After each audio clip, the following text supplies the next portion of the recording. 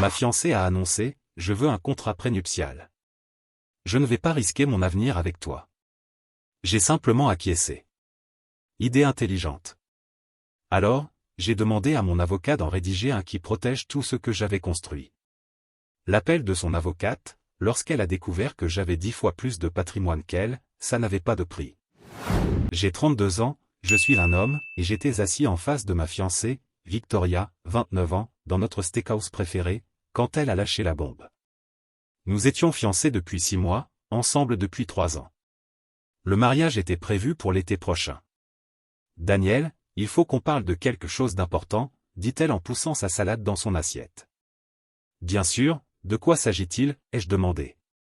Elle s'est redressée, affichant ce que j'appelle son visage d'affaires. Je veux un contrat prénuptial. J'ai posé ma fourchette. D'accord, je suis sérieux.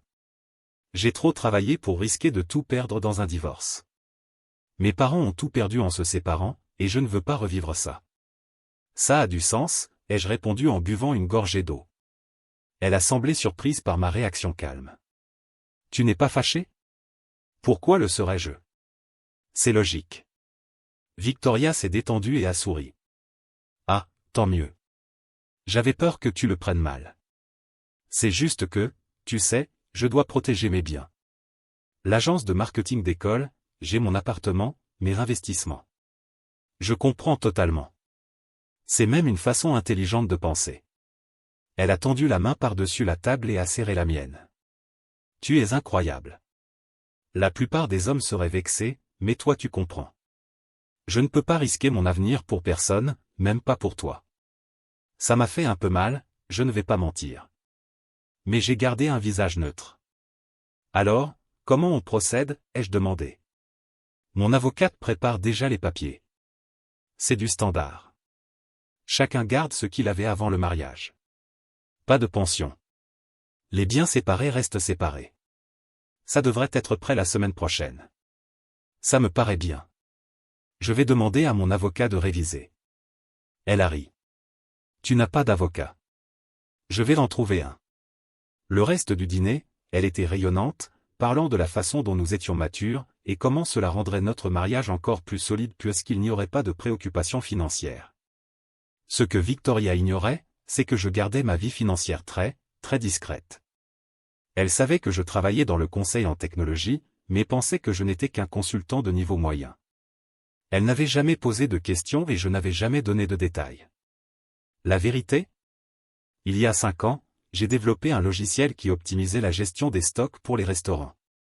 Rien de glamour, rien de tape à accent grave-l'œil, mais ça marchait. Je l'ai licencié à une grande entreprise de l'hôtellerie. Les seuls royalties me rapportaient environ 40 000 $ par mois. En plus, j'avais des biens locatifs, 4 appartements. Mon portefeuille d'investissement, que j'avais commencé à 18 ans, avait énormément grossi. Les intérêts composés sont une merveille. Et il y avait aussi la vente de ma précédente start-up, que Victoria pensait avoir échoué, mais qui avait en réalité été revendue pour une belle somme à 7 chiffres. Je vivais modestement, je conduisais une Honda Accord 2015, j'habitais dans un appartement correct mais sans luxe, je portais des vêtements de Target. Pourquoi? Parce que j'ai appris très tôt que l'argent rend les gens bizarres. Je voulais quelqu'un qui m'aime pour ce que je suis, pas pour mon compte bancaire. Victoria, en revanche, adorait parler de son succès. Son agence de marketing avait peut-être une douzaine de clients. L'appartement était bien, mais avec une grosse hypothèque. La BMW était financée, mais à l'entendre, on aurait dit qu'elle était la prochaine grande magnate du marketing. Ce soir-là, j'ai appelé un camarade de fac, qui est aujourd'hui avocat en droit de la famille. Tommy, j'ai besoin que tu me prépares un contrat prénuptial. Tu vas enfin dire à Victoria combien tu as d'argent? Non. Elle veut un contrat pour protéger ses biens, de moi. Tommy a tellement ri que j'ai dû éloigner le téléphone de mon oreille. Mise à jour 1. Tommy m'a indiqué la meilleure spécialiste en contrats prénuptiaux qu'il connaissait, une avocate nommée Eleanor, qui avait l'air de dévorer des gestionnaires de fonds pour le petit déjeuner. Laissez-moi voir si j'ai bien compris, dit Eleanor en examinant mes documents financiers. Votre fiancé pense que vous en avez après son argent. Apparemment. Elle revérifia les chiffres. Vous avez environ 10 fois plus de patrimoine qu'elle. 12, en réalité, si on compte le brevet que je viens d'enregistrer. Eleanor afficha un sourire de requin. Ça va être amusant. Pendant ce temps, Victoria était de plus en plus excitée par l'idée du contrat prénuptial. Elle avait même commencé à en parler à nos amis, se vantant de sa modernité et de son sens pratique. Lors d'un dîner, elle déclara. J'ai dit directement à Daniel, je ne vais pas risquer mon avenir avec lui. Et il a totalement compris. Il sait que je suis la principale pourvoyeuse du foyer. Notre ami James a failli s'étouffer avec son vin. Il connaissait mes biens immobiliers, puisqu'il était l'un de mes locataires. Je lui ai lancé un regard qui signifiait clairement, tais-toi. L'avocat de Victoria a envoyé le premier brouillon du contrat. C'était agressif. Elle voulait que tous les biens acquis avant le mariage restent séparés. D'accord. Pas de pension pour aucun de nous deux. Très bien. Tout cadeau d'une valeur supérieure à 5 cents ne serait valable qu'avec un enregistrement écrit. Ok. Mais ensuite, la bague de fiançailles devrait lui être rendue en cas de divorce. Comment ça? Si nous avions des enfants, elle aurait le dernier mot sur toutes les décisions financières les concernant. En cas de divorce, je devrais quitter la maison conjugale dans les 30 jours, peu importe à qui elle appartenait légalement. C'est une insulte, dit Eleanor. Elle vous traite comme un chasseur de fortune. Laissez-la croire ça, Daniel. Ce contrat est totalement déséquilibré. Elle se protège et vous laisse exposer. Je sais. Préparez notre contre-proposition, mais ne l'envoyez pas encore. La version d'Eleanor était équitable. Du vrai 50-50e. Ce qui est à moi reste à moi. Ce qui est à elle reste à elle. Ce que nous construirons ensemble sera partagé. Du standard. Mais avec une clause en plus, divulgation financière complète. Nous devrions tous les deux fournir des relevés détaillés de nos biens, déclaration d'impôts et liste des actifs. Quand dois-je l'envoyer? Demanda Eleanor. Attendez mon signal. Victoria était presque euphorique. Elle avait déjà raconté à sa mère comment elle protégeait son empire et combien j'étais compréhensif. Sa mère, Judith, m'a même appelé pour me remercier. La plupart des hommes se sentiraient menacés par une femme à succès, dit Judith. Mais vous comprenez. C'est Victoria qui a le plus à perdre. Absolument, ai-je répondu. C'est elle, la grande gagnante. Mise à jour 2. La réunion fut fixée au jeudi suivant. Les deux avocats, Victoria et moi.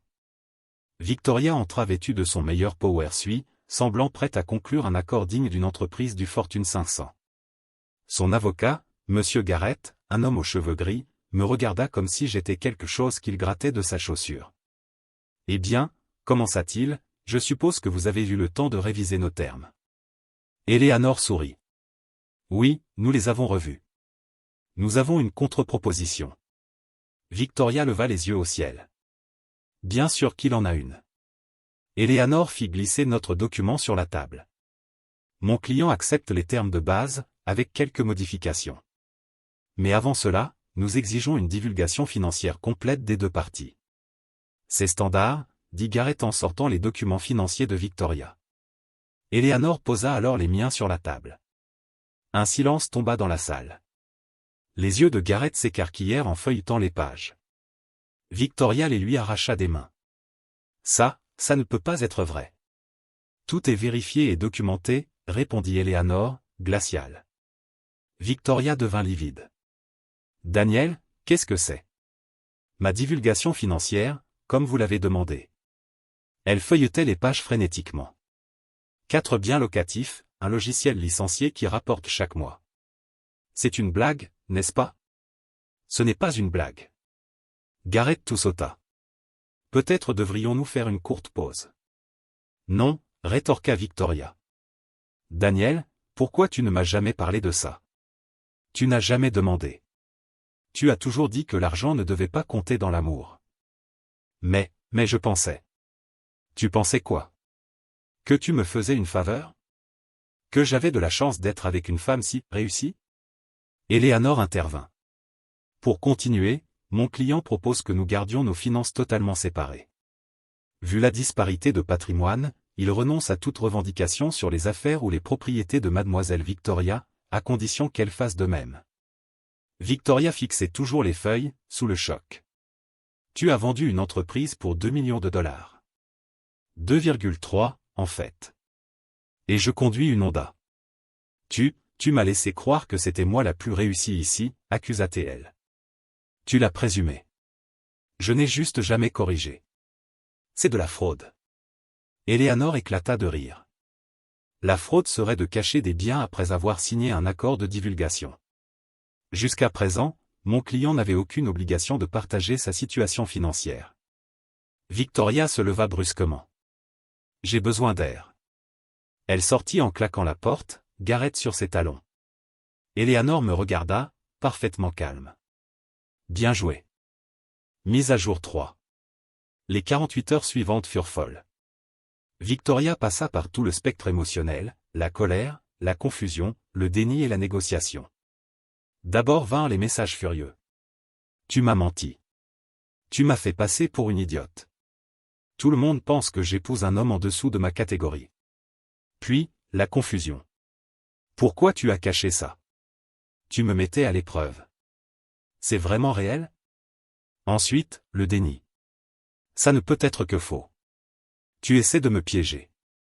Très drôle. Maintenant montre les vrais documents.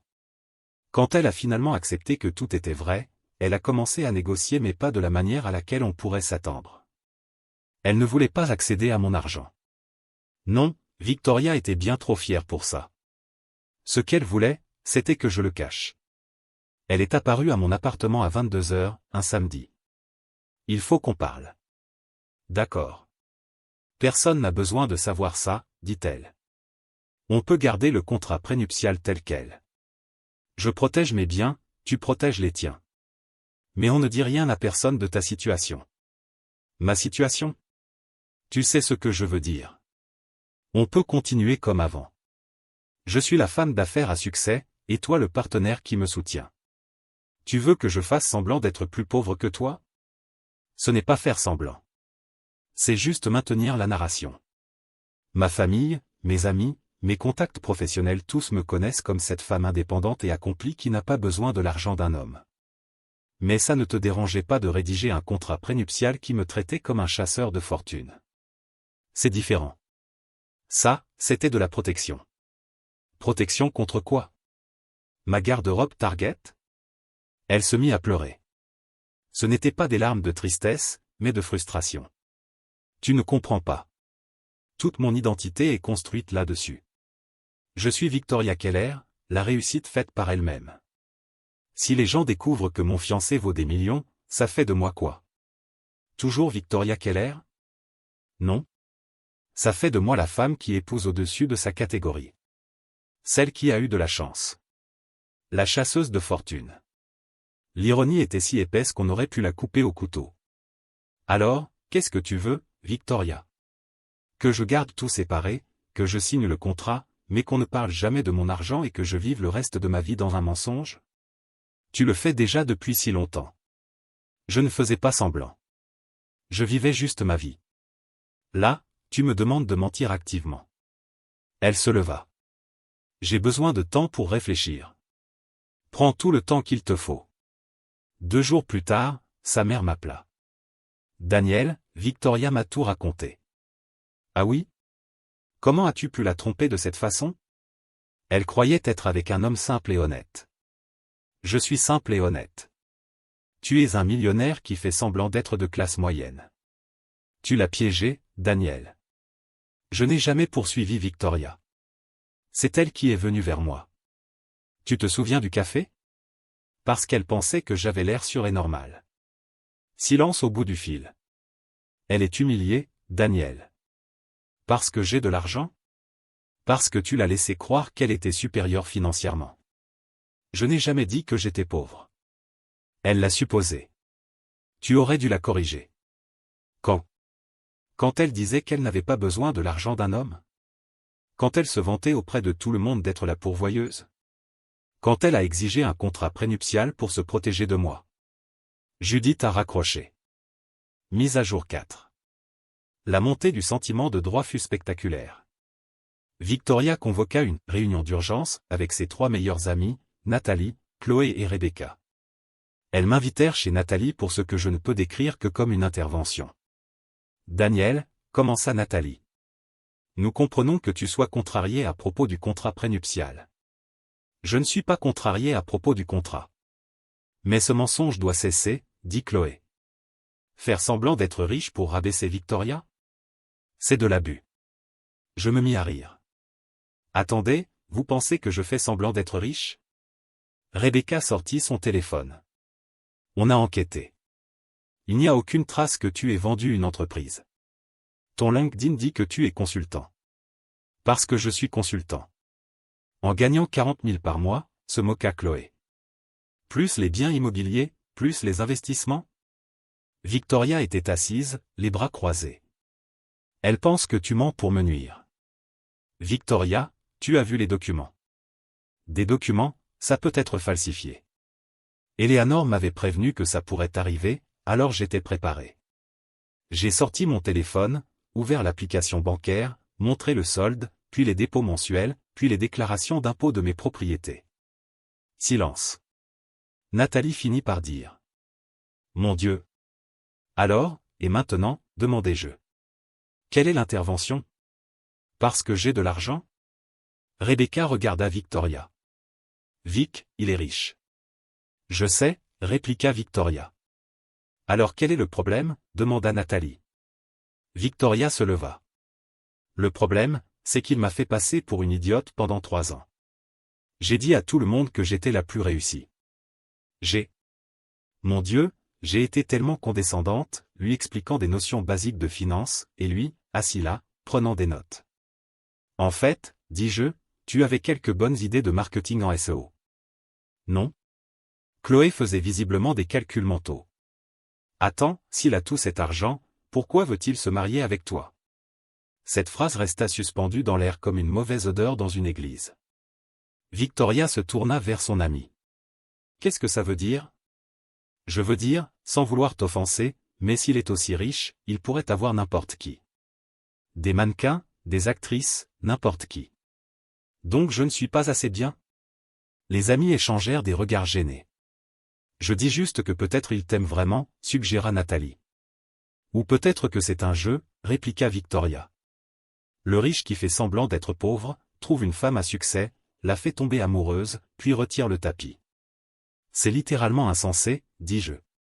Je suis tombé amoureux de toi parce que tu étais déterminé, drôle, parce qu'on avait de la complicité.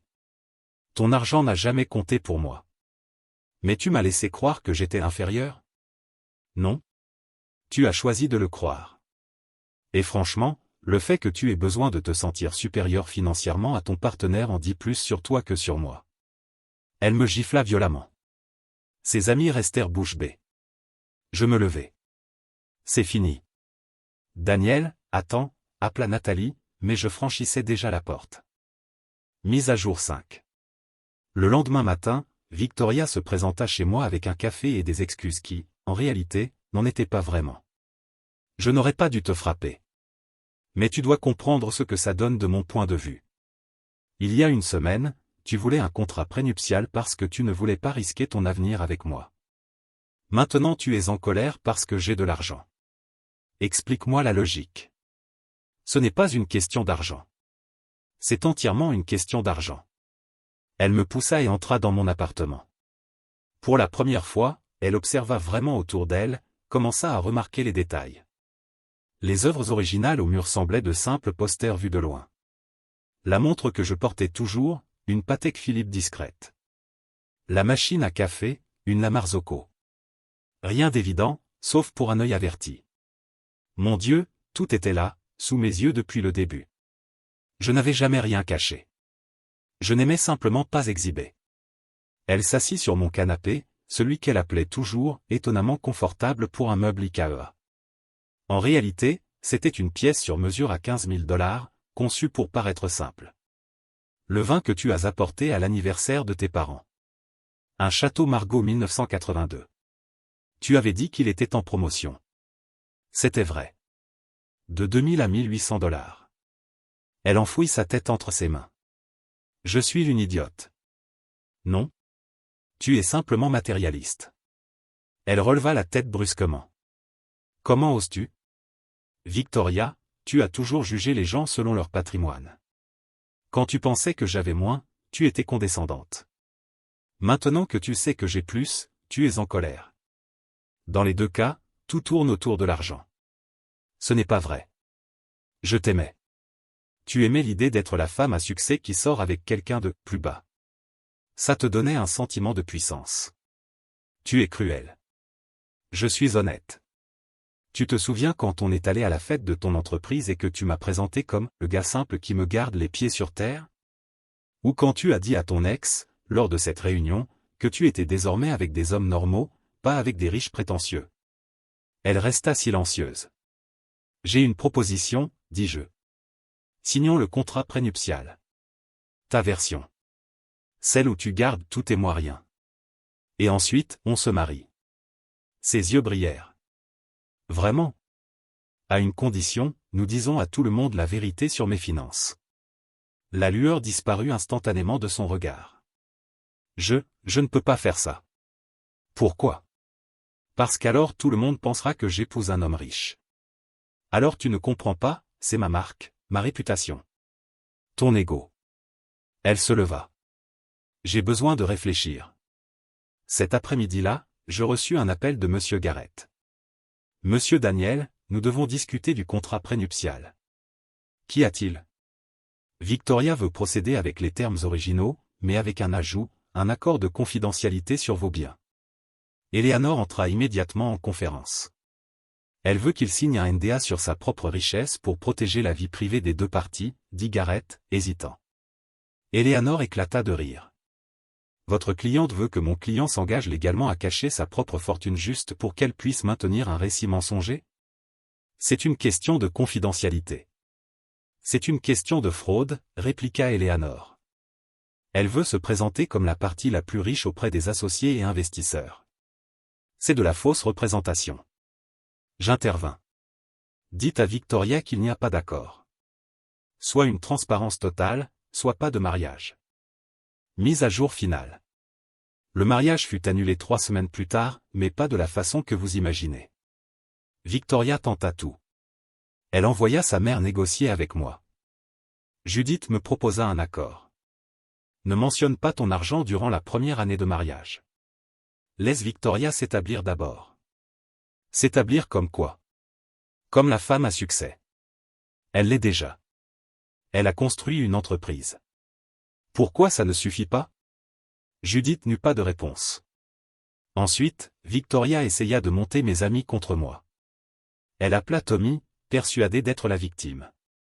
Tommy répondit. Vic, tu as littéralement voulu un contrat prénuptial pour te protéger de Daniel. Et maintenant tu es en colère parce qu'il a de l'argent. Ça n'a aucun sens. Le coup de grâce vint d'une source inattendue, son propre avocat. Monsieur Garrett appela Eleanor. Je me retire de la représentation. Pourquoi? Ma cliente veut que je rédige des documents qui, essentiellement, dissimuleraient des actifs pertinents à des associés et investisseurs. Je ne peux pas cautionner cela. Quand Victoria découvrit que son propre avocat l'avait laissé tomber, elle perdit le contrôle. Elle se présenta à mon bureau. Elle n'y avait jamais mis les pieds auparavant. Elle pensait que ce n'était qu'un simple espace de coworking. La réceptionniste m'appela. Monsieur Daniel, une certaine Victoria Keller est ici. Elle n'a pas de rendez-vous, mais elle insiste. Mon bureau était au dernier étage, un coin avec vue. Quand elle entra et vit la pièce, le bureau en acajou, toute la structure, elle s'arrêta net. C'est ton bureau? Oui. Depuis combien de temps? 3 ans. Avant qu'on se rencontre. Elle s'assit, abattue. En fait, je ne t'ai jamais vraiment connu. Tu me connaissais. Tu ne connaissais juste pas le solde de mon compte bancaire. Mais ça fait partie de toi. En réalité, non.